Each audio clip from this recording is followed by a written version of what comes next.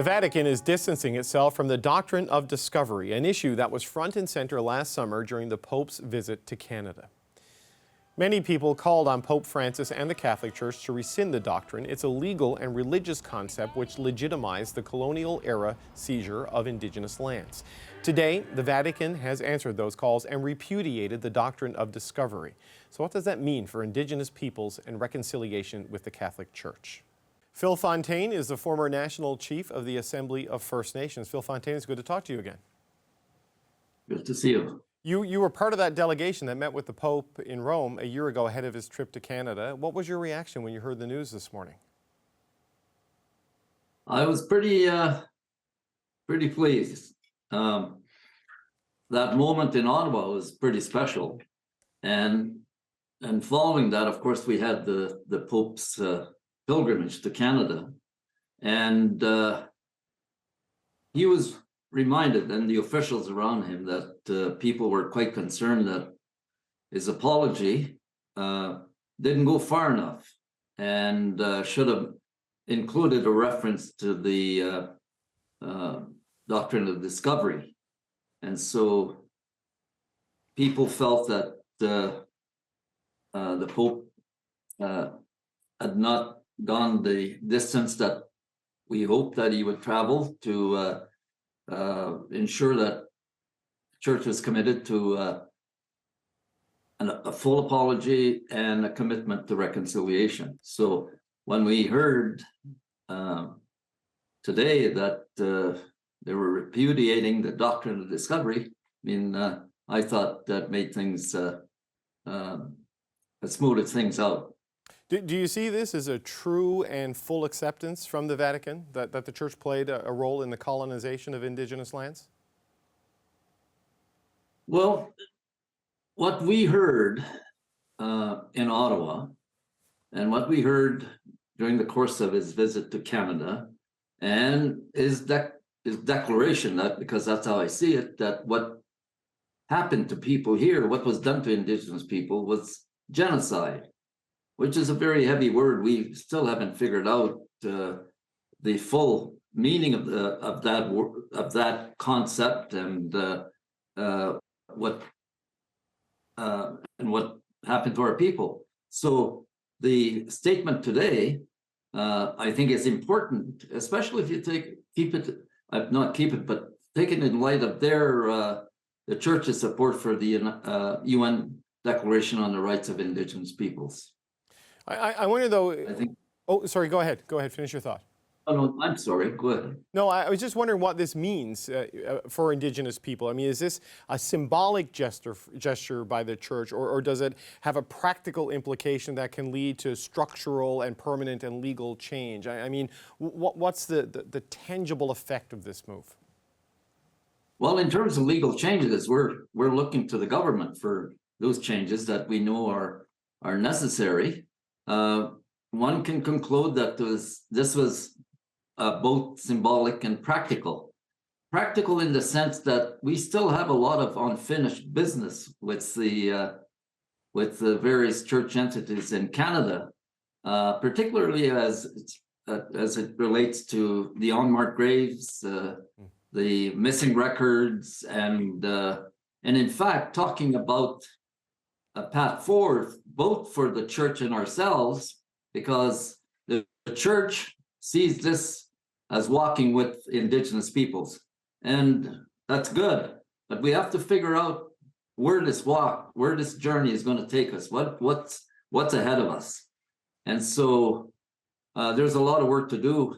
The relationship between the Catholic Church and the various entities in Canada has been terribly fractured, and a lot of our people that were Catholic have fallen away from the Church. You mentioned that you're looking to the Canadian government for legal action. I mean, as recently as 2014, they cited the Doctrine of Discovery as the basis of their sovereignty claim in legal arguments with First Nations. I mean, what do you want to see from the Canadian government now that the Church has done this? Well, the Doctrine of Discovery was first embedded in U.S. law in 1823, I believe, or 1832. I forget the exact date. And then the most recent expression of that was through the Supreme Court Judge Ginsburg in 205 on the Oneida case. And so the same constraints that we feel, that Indigenous people feel in the United States, are those that we have to fight against here, because one of the most significant issues that confront us is land. We lost so much land, illegally taken from us. And so there has to be a very fair and just process to ensure that the land that rightfully belongs to our people is returned to us. And so that's one of the legal challenges that Canada faces when it comes to their relationship with our people. How do you feel personally today, sir? I know you were an advocate for the apology and having the Pope come to Canada and all of the things that have happened in quite a rapid pace, given the way the Church normally operates throughout history, certainly over the past year, not in the years leading up to all of this. How do you just feel that you've gotten the apology on Canadian soil and now this repudiation of the Doctrine of Discovery? Well, it's pretty momentous.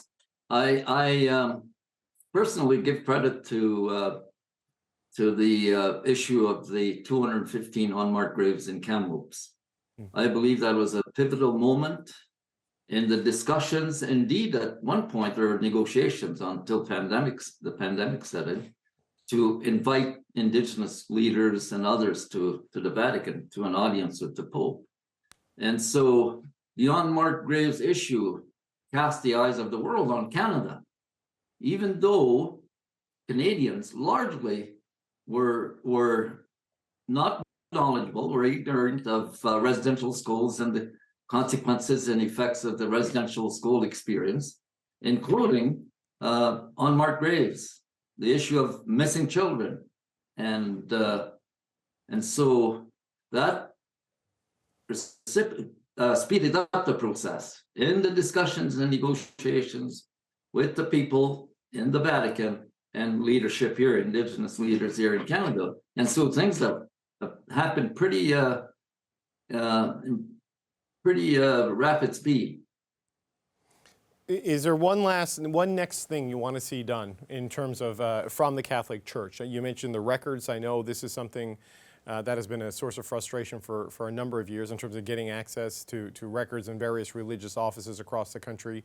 What's the next thing you'd like to see from the Catholic Church? Well, that's one issue that's uppermost in the minds of many people. There's still the unfulfilled obligations, financial obligations from the Church to the survivors of the residential school. Not that, for example, the 30 million that they committed to raise over the next 6 years is not going to survivors, but it'll go to programs that will be run by survivors. So there's been this mistaken impression that the money that the Church will raise will go to survivors directly. That matter has been resolved through the process that's set out by the residential school settlement agreement. Okay. All right, Phil Fontaine, thank you so much for your perspective and your time today. Thank you, sir. Thank you.